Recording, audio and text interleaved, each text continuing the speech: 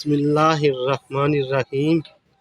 ترمذی شریف کی ایک حدیث ہے جس کا مفہوم کچھ یوں ہے کہ حضرت عطیہ بن سعد سے روایت ہے کہ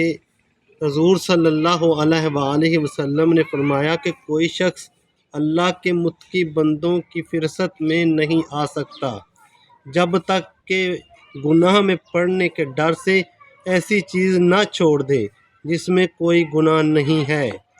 مطلب یہ ہے کہ ایک چیز جو مباح کے درجے کی ہے،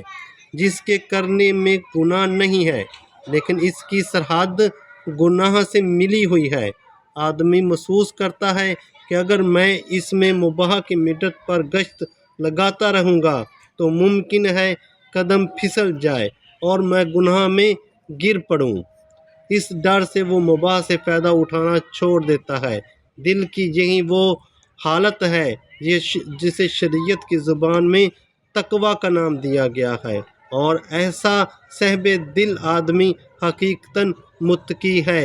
قرآن مجید میں جہاں حکام کی خلاف ورزی سے روکنا مقصود ہے، وہاں وہ یہ نہیں کہتا کہ میری مقرر کی ہوئی حدوں کو نہ پھلانگنا، بلکہ یوں کہتا ہے کہ یہ اللہ کی مقرر کردہ حدیں ہیں، ان کے قریب نہ جانا۔